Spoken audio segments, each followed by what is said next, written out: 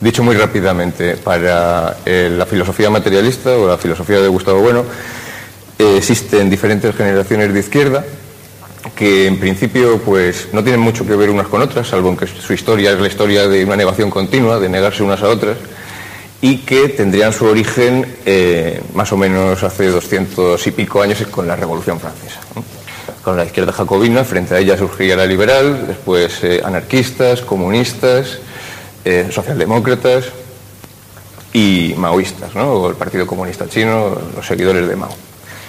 Entonces, en total, 6 generaciones, según plantea el libro, y la parte que tú has leído, que es la parte final, habla del futuro de las izquierdas, ¿no? Sobre si será posible una 7ª generación de izquierda. Yo creo que el libro implícitamente está diciendo que sí existe esa posibilidad lógica, sobre todo, una posibilidad lógica. El libro no, Gustavo Bueno en ningún momento juega a ser un futurólogo que diga lo que va a pasar, si va a venir una 7ª generación de la izquierda. Simplemente se limita a constatar que la historia no ha terminado, como anunciaban los ideólogos neoliberales americanos, como Francis Fukuyama, por ejemplo, esas teorías sobre el fin de la historia no ha terminado, sigue habiendo multitud de injusticias, sigue refluyendo ideologías extravagantes como los politeísmos o los tarotistas, sigue habiendo multitud de problemas, conflictos no solucionados, y que en ese sentido, tras el derrumbe de la Unión Soviética y la crisis general de todas las generaciones de izquierda, parece ser que algo, lógicamente, tiene que venir, y en ese sentido decimos 7, porque viene después del 6, sencillamente. Es una cuestión de orden cronológico, no porque esa 7ª generación esté ahora mismo funcionando realmente, porque no lo está, ¿no? Sino porque tiene la posibilidad, digamos, lógica de existir. Y lo que yo hice fue, al encarar, a conocer, al estudiar la obra del sistema de Bueno, que es el materialismo filosófico, me di cuenta que estaba con un sistema de tal coherencia y sistematicidad interna que a mi juicio estaba abriéndose camino retrospectivamente como un sistema de la misma fuerza que tuvo el marxismo. Básicamente así es como yo lo interpreté.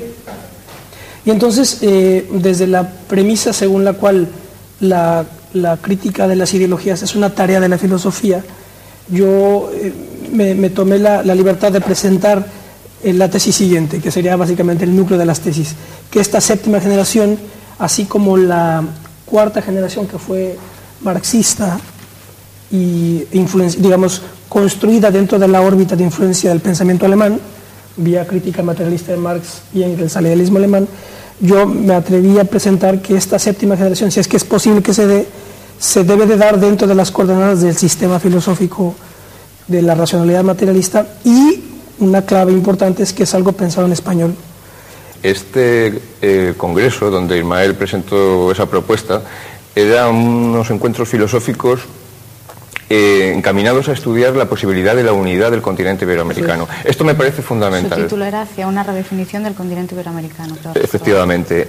La cuestión es que la racionalidad materialista, el materialismo filosófico, ha dado una vuelta del revés de Marx, ¿no?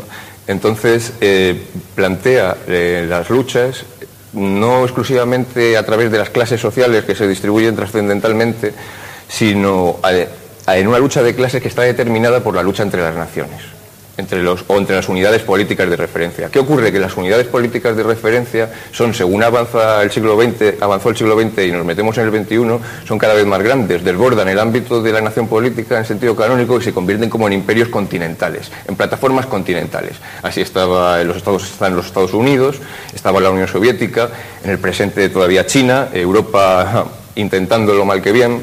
Estas, digamos, como una teoría de placas tectónicas en el sentido político, la tesis de Ismael lo que pretendía era ver hasta qué punto se podía unificar políticamente el continente iberoamericano. ¿Por qué? ¿Por qué suponemos que es posible siquiera? Pues por una unidad cultural de base, el idioma, la religión, la historia, aunque muchas veces las relaciones con América se interpretan de diferentes modos. Luego hablaremos de eso, de cómo se interpretan las relaciones con América y cómo estas relaciones con América son fundamentales para tratar este tema de la izquierda, es decir, cómo se relacionan España con América.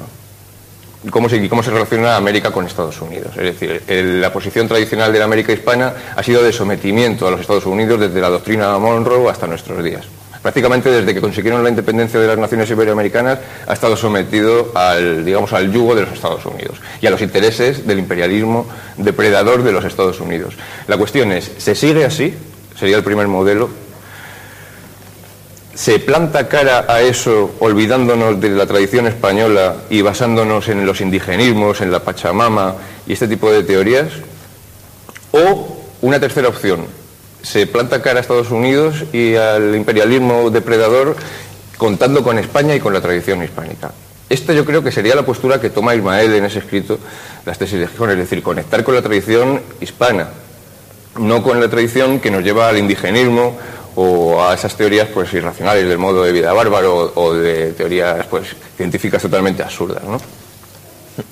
Y la cuestión es esa, América hispana tiene esas tres opciones y en ellos está ellos mismos la que van a tomar, y la cuestión es cuál van a tomar, cuáles son las mayoritarias, qué fuerzas pueden actuar en ellas, y si en ese resultante de fuerzas puede surgir o tiene cabida una generación de izquierda nueva, debido principalmente a que las otras están totalmente en crisis, la comunista, la anarquista, y bueno, la socialdemócrata tiene su pujanza en Europa, Habría que...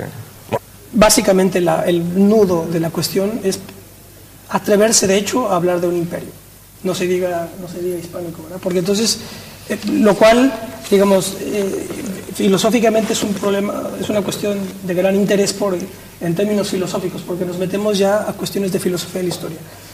Yo creo que una de las aportaciones más importantes de la filosofía de la historia de Gustavo Bueno, del materialismo filosófico, ha sido precisamente tratar de encarar de la manera más objetiva posible la figura del imperio. Entonces la tesis sería, así como ya lo aclaró Javier, que una de las rectificaciones del materialismo histórico consiste en defender o en presentar que la lucha de clases no es el motor de la historia, no es que no exista, no es el motor de la historia, el motor de la historia es la lucha de estados y a través de ella está la de clases y sobre todo la lucha de estados imperiales. Entonces, con esta teoría, digamos, objetiva, se trata de dar cuenta de la figura del imperio como una figura no ya ideológica, sino una figura histórica realmente existente. Ese es el gran problema. Ese es el gran problema. Entonces nosotros los americanos no podemos hablar de imperio porque si se dice, por ejemplo, que Hugo Chávez está haciendo imperialismo, todo el mundo, los que quieren defenderlo, pues dicen, no es un imperialismo. Entonces yo les digo, claro que lo es, pero no hay problema con eso porque la Unión Soviética lo fue. Claro, ese es el tema. Entonces no se trata de que imperialismo es de derecha y el no imperialismo es de izquierda, ese es un error total. Pero ¿sabes por qué, Ismael? Porque la palabra imperialismo tiene una connotación peyorativa que a mi juicio se debe en gran parte a Lenin. Lenin escribió un libro llamado El imperialismo, fase superior del capitalismo. Yo no niego los méritos de Lenin, ni mucho menos, no voy a ser quien critique su gran labor ideológica y política, pero ese libro ha hecho mucho daño, ideológicamente hablando. Yo creo que es necesario introducir el libro de Gustavo Bueno, España frente a Europa, para volver a rescatar de ese secuestro al que le tiene sometido sobre todo el comunismo vía Lenin, a la idea de imperio.